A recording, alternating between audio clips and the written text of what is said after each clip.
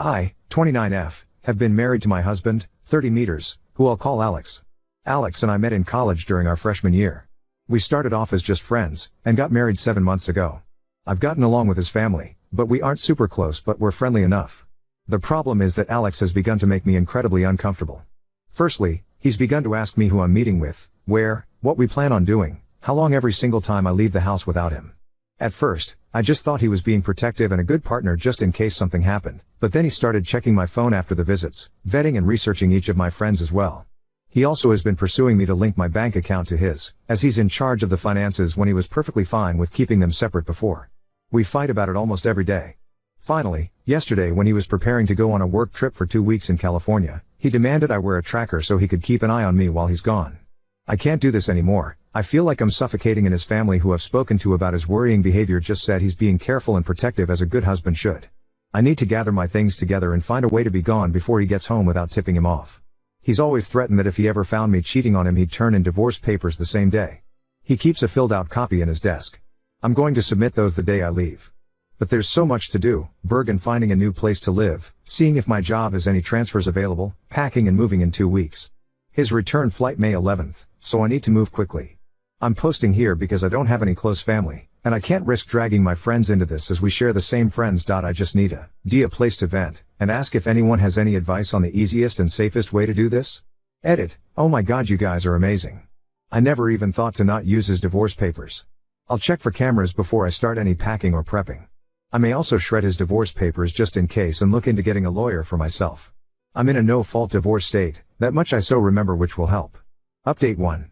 Some asked why I'd be hiding things from Alex regarding going out and who I'm meeting with. I don't, and I have nothing to hide. However, when he begins to then double-check everything I tell him with the other people there, right down to each person I talk to and what I said.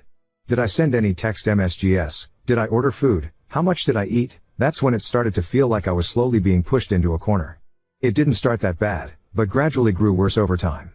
All of the Reddit subs my in-laws' families are part of our related gardening and DIY, so I highly doubt they'll see this. If so, by the time they do, I'll hopefully be gone. I talked to my job and explained things to my manager. And they promised to look into openings in other states to see if they could get me into one. They'll have an update on that in 3 days. I trust that my bank account is secured, considering he's tried to get into it before and failed. I found one camera in the kitchen, another in the living room, and one in our bedroom. As such, I've left them in place for now and done all other planning, either in the bathroom pretending I'm taking a bath. I'm honestly staying away from the domestic violence services as my sister-in-law is unfortunately higher up in those, considering she volunteers there, and I have a feeling if I did show up there, they would know in a heartbeat. I can't look for apartments until I get the update from my work, but either or I'm still gonna be leaving the state. The day before I do, I will be changing my number carrier and wiping my laptop and all of his electronics before I do. I've met with 2 lawyers so far and had them look over the paperwork. My husband had prepared and both said that it did have some clauses in it that could have caused me some trouble down the line. What alarmed all of us closed the fact that several of those clauses dealt with future children, and not as a hypothetical. Like several hair suggested, I have a feeling he fully intended on getting me pregnant to keep me trapped and tied to him. There are 3 other locations my job could send me to, and I have, as a precaution, begun looking into all 3 cities and housing in the areas. Just in case one of those, this is the one they send me to. Even if they don't have an opening that they can push me into, then I will just have to quit, move and figure things out on my own. I have enough money to live and survive for a few months until I can pick up another job. Unfortunately, all of our friends are mutuals and would likely be unaware of the consequences of saying or sharing anything I do or say with my husband. I don't have any surviving close family, and obviously my in-laws are not a good resource to rely on. I am on my own, unfortunately, other than the wonderful bonds I've begun to make here. Update 2. Good news. My work has an opening I qualify for that will not only shift me across the country, but also comes with a salary increase as well. I've started telling my in-laws and friends that I'm planning a surprise outing for when my husband gets back for just the 2 of us. This way, people don't give me odd looks if they see me out and about. I've even gone as far as asking Mill to show me his favorite recipes. Meanwhile, I've found a moving company that, while small, is willing to work in a storm. The reason is in 5 days, we're supposed to get hit with a large storm front. I plan to shut off the breaker and say we lost power if he asks, just as several people here suggested, and even send him a short clip of the storm. I'll have all of my stuff moved that afternoon, and I will be flying out once the weather has cleared enough to do so. I have a lawyer who will push my divorce through, and I've filled out the necessary paperwork so that I don't have to be here for it. I'm not suing for assets or alimony, and I've shredded his divorce papers as well. I've set up a cheap payphone plan through Cricket until this is all said and done, at which point I will find a new carrier, number and phone. This one is being wiped and left behind. My laptop is provided by my work, and the IT department inspected it thoroughly and it was clean, thankfully. No other electronic aside from my laptop and new phone will be coming with me. If Alex needs to talk to me, he can do it through my lawyer. Not sure if anything else will happen. My fingers are crossed that he doesn't think anything's amiss until after I leave, and I'm not turning the breaker back on when I do. He can when he gets home.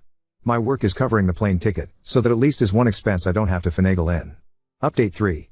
It's been a busy week, but I've gotten so much done. Firstly, I am now out of the house and am currently in a hotel while I look for an apartment.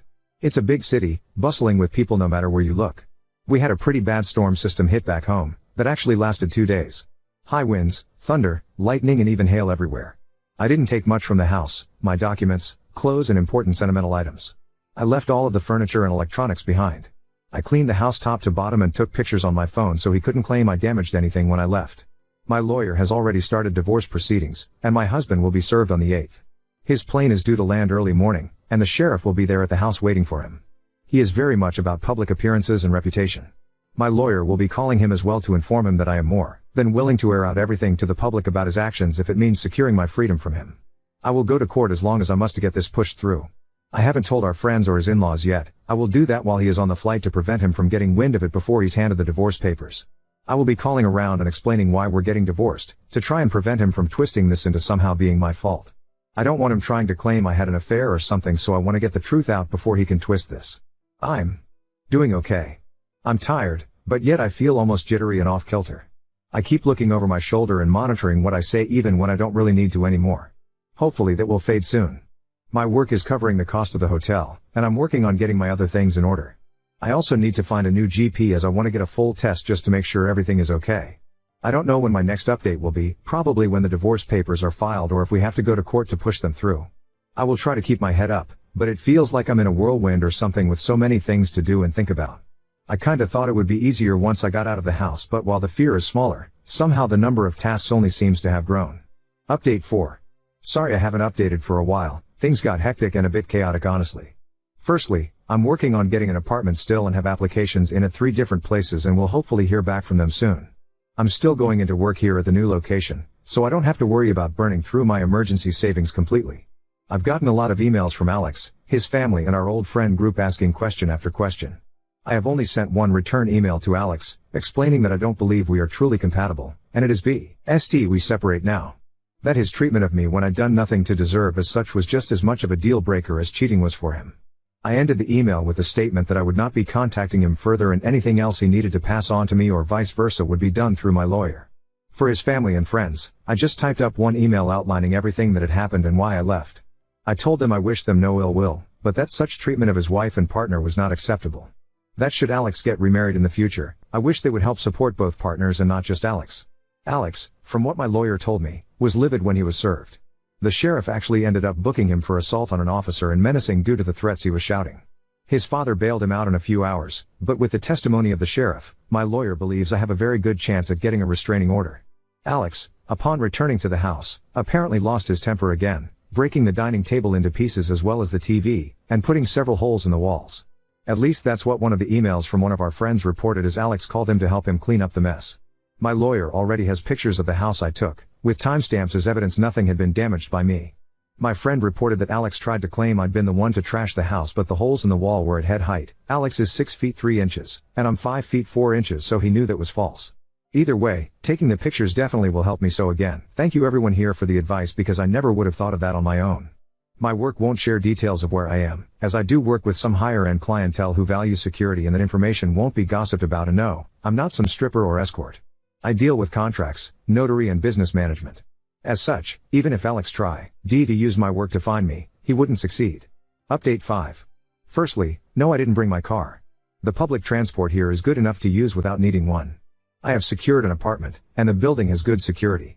You need a key card to enter, and there is a security guard at a desk right by the entrance to the building. As part of my contract, I gave them a photo of Alex and his family so that even in the off chance they do find me, they won't be let in. The responses I got from the emails varied. His family said I was overreacting, and that I owe Alex an apology for the problems this has caused him.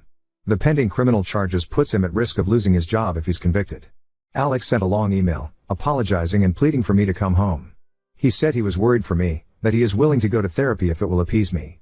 He wants us to remain together, and he didn't think leaving was an appropriate response to his genuine concern and worry for my health and safety. The friends gave somewhat lacking replies, saying that they didn't think Alex was ever going to hurt me and that I shouldn't be letting my imagination run away wild. As much as I want to say I was surprised by the lack of support, I'm honestly not. He intends to fight the divorce. I am letting my lawyer handle it, and I am also pursuing a protective order as well. Once I got approved for my apartment, I also froze my credit. I've changed my phone carrier and number, as well as making sure none of my documents list Alex as next of kin or POA.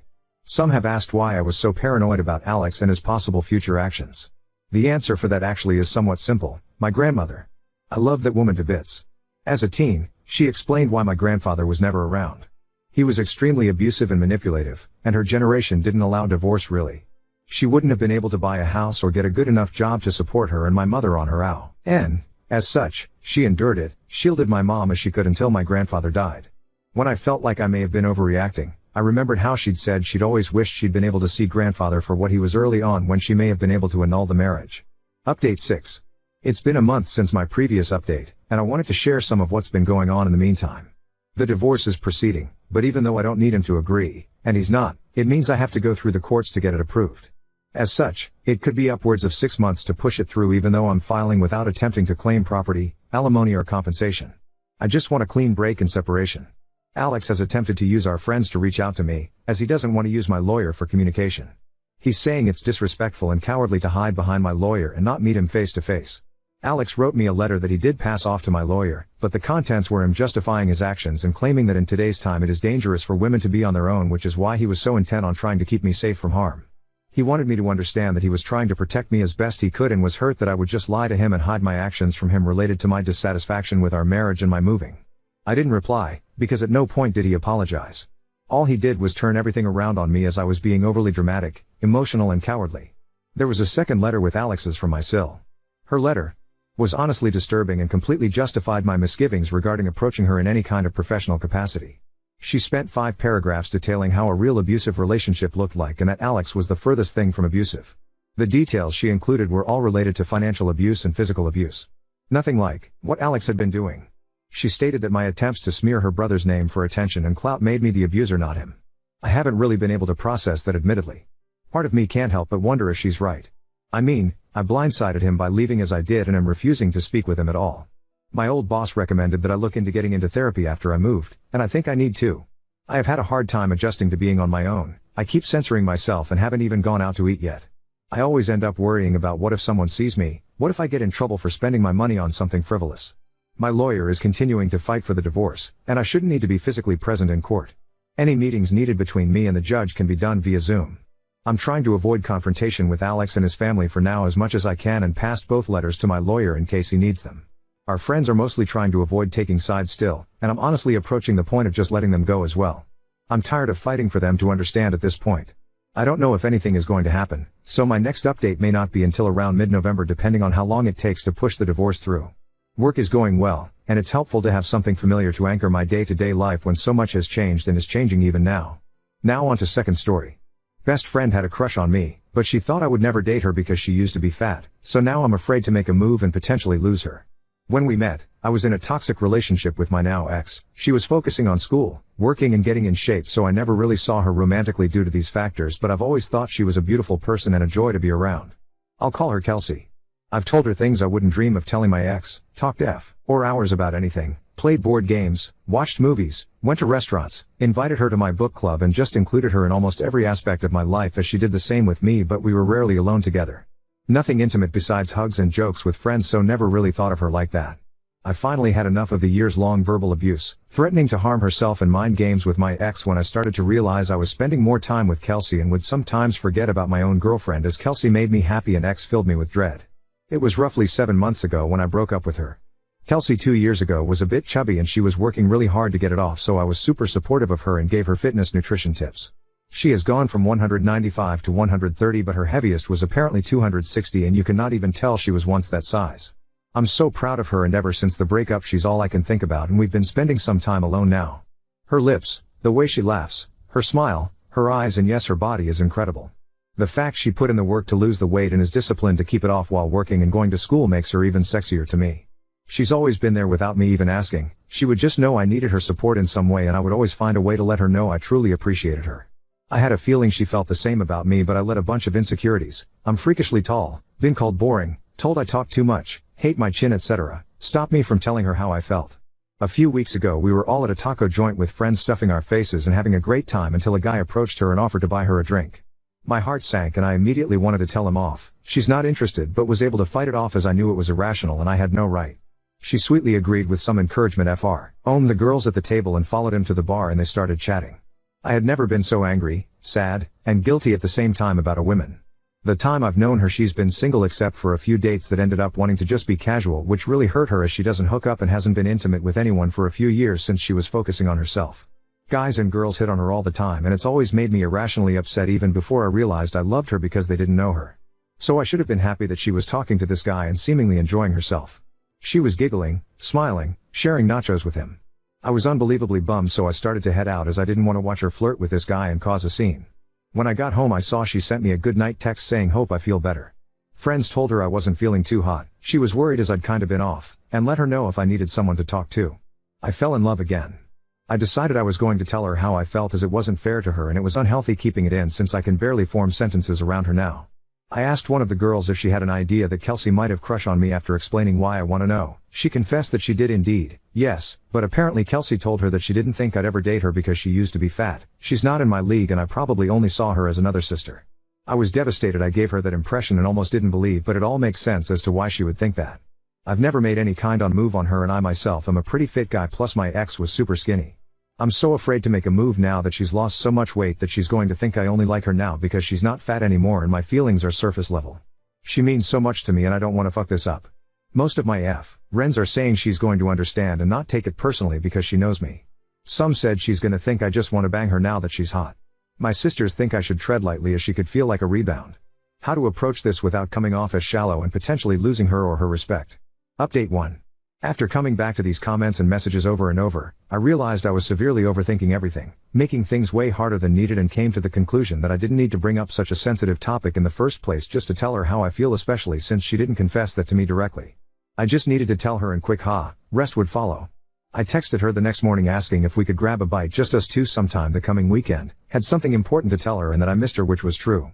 I stupidly ended up worrying her with the way I worded this. She thought I was moving. However, she was excited and told me she missed me too. She was free that night if I was down and the day after next. I very much started to panic as it was sooner than anticipated, but that night really was the best time. I was still too embarrassed to show her the previous post in its entirety, but I was willing to do so if she doubted my intentions. To keep this brief, I'll spare the mushy details, but we met at her favorite tea shop, caught up for a while, then she actually outright asked me what I needed to tell her.